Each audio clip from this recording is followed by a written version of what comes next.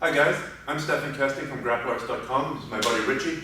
He's going to give me a hand today showing you 2 secrets of gripping from the rear mount that you'll be able to take and use right away in your own training. It's pretty cool when you can implement something and there's no real lag in internalizing it. These you'll be able to use right away. So, first secret. When you're in the rear mount, gi or no gi, the most common and very powerful gripping position is an under-over. This is an under-over position. Some people call this a harness or a seat belt, doesn't matter. So one hand comes under the armpit, other hand comes over. Now at this point, a lot of people grab their fingers together like this, like this, like this, or like that. The thing to remember is that this hand is the hand that is most dangerous. This threatens to choke.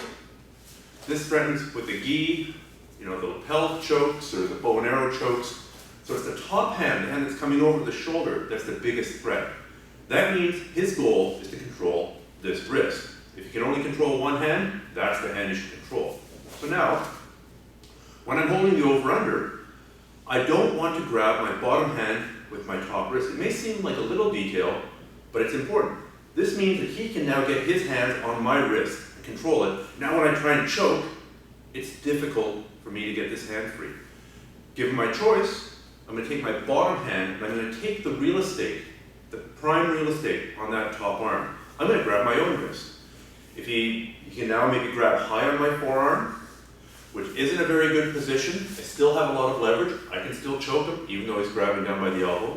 Or he can grab my bottom wrist,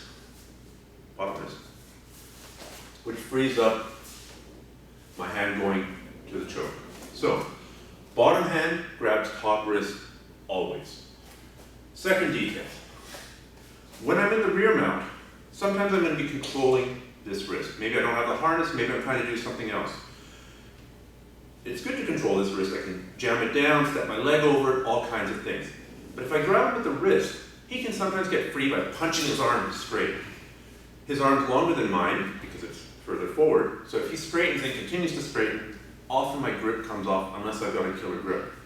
So a detail I got from Eric Paulson is to not grab at the wrist, to grab up here.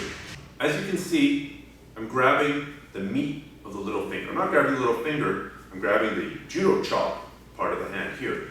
Now when Richie tries to punch it straight, he ends up wrist locking himself. So jiu-jitsu is a game of inches. This is all right, this is much better. Shift your grip to here, and then continue with your attack. Much, much harder for me to get this hand free. And here's a final tip. Go to GrappleArts.com/newsletter and sign up.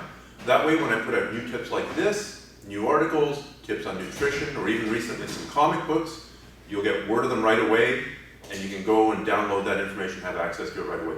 Plus you get a bunch of free stuff just for signing up, and it's all free. So you really can't lose. GrappleArts.com/newsletter.